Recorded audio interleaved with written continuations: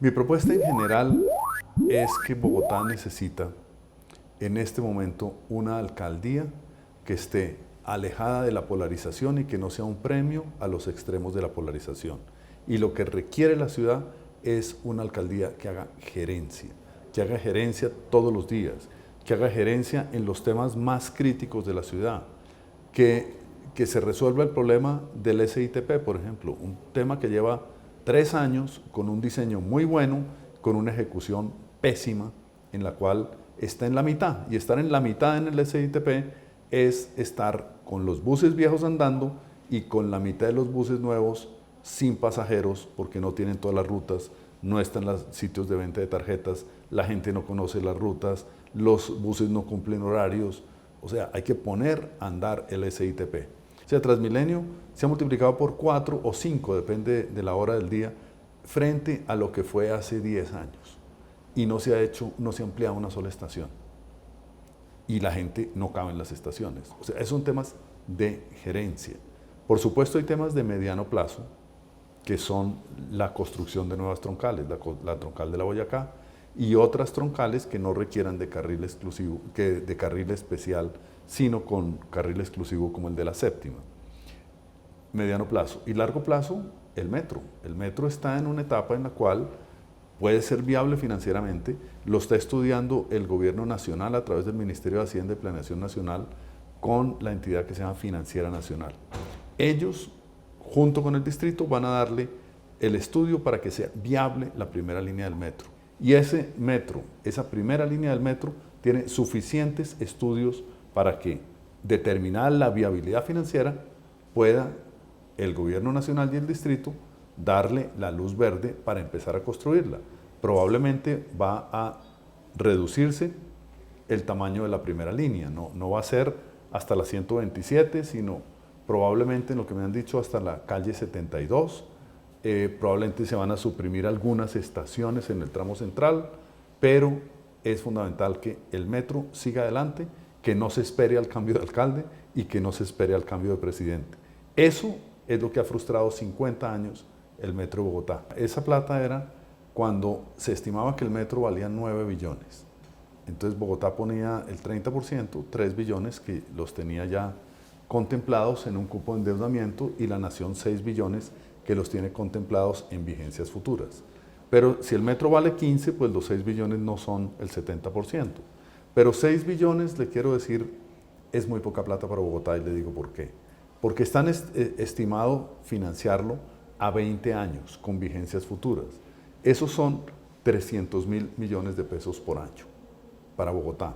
Eso es muy poca plata. Como la capital tiene plata, tiene recursos, entonces el gobierno determina otras prioridades.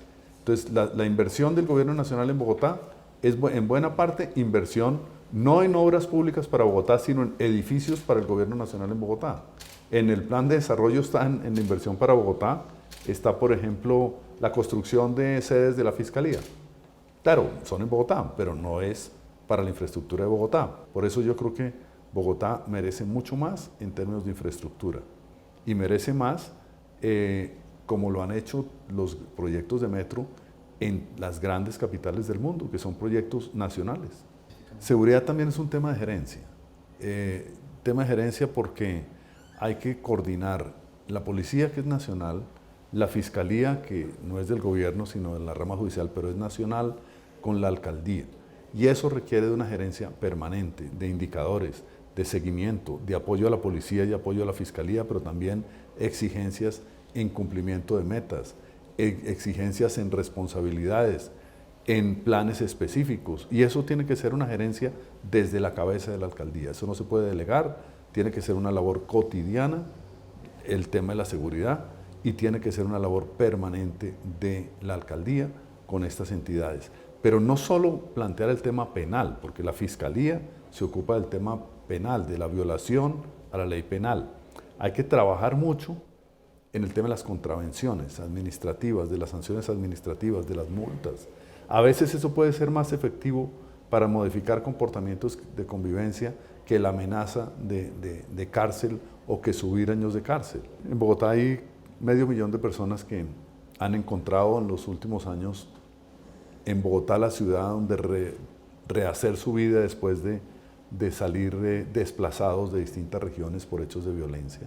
Bogotá tiene este 500.000 de bogotanos, que son bogotanos, así no hayan nacido aquí, que tiene que ponerlos en las condiciones en las cuales puedan realizar sus propósitos de vida, puedan tener las oportunidades que ofrece Bogotá, las oportunidades de empleo, de educación, las oportunidades de recreación, las oportunidades de formar a sus hijos. Y ellos van a ser bogotanos como lo somos todos los demás, pero tienen que ser bogotanos en el mismo nivel que todos los bogotanos. Entonces Bogotá ya tiene un gran reto de posconflicto, que es 500.000 de personas desplazadas de la violencia que han venido a Bogotá y que tienen que tener oportunidades y tienen que tener apoyo para lograr esa posibilidad de rehacer su vida.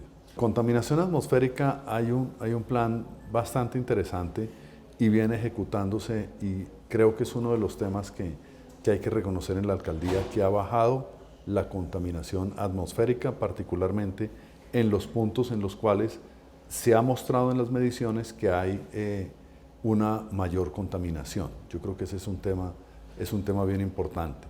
En contaminación visual se ha hecho poco y yo creo que hay que hacer mucho más, particularmente el abuso en contaminación visual en espacios públicos y en bienes públicos.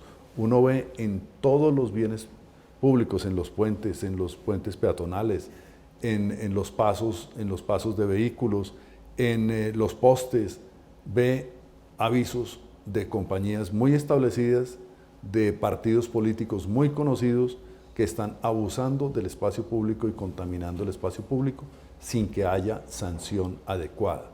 Debe haber sanción, está contemplada el comparendo ambiental y están contemplados en el Código Ambiental de Bogotá, y esas sanciones hay que ponerlas y hay que hacerlas efectivas. Sí, la empresa de Acueducto de Bogotá dice que tiene la garantía de asegurar el suministro de agua para Bogotá, pero Bogotá le suministra agua a muchas poblaciones de Cundinamarca, y eso ha sido un gran conflicto entre esta alcaldía y municipios de Cundinamarca, precisamente por el tema de uso del suelo y por la parálisis que ha tenido la vivienda barata, la vivienda para los pobres en Bogotá.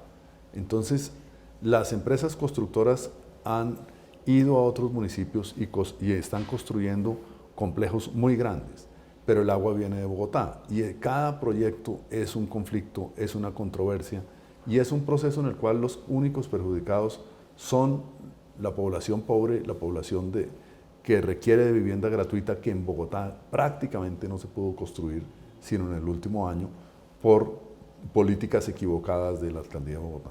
Pues la Corte ha definido ya qué hacer. Eso es un tema que supera la atribución del alcalde. Un grupo de animalistas o varios grupos de animalistas han planteado al Consejo de Bogotá la realización de una consulta. Pues miraremos qué desarrollo tiene esta iniciativa popular, que me parece una iniciativa interesante, pero la Corte Constitucional definió los parámetros del tema taurino en Colombia. Los taxis amarillos tienen una regulación, tienen la regulación de que el número de taxis está limitado, por lo tanto, introducir un taxi más tiene un valor adicional y eso lo tiene que pagar el propietario, se llama cupo. Eso vale más de 100 millones de pesos por encima del costo del carro en Bogotá. 2, las tarifas de taxis están reguladas. 3, los taxistas deben pagar su seguridad social para poder operar. 4, los taxis tienen pico y placa. 5, los taxis pagan impuestos en Bogotá.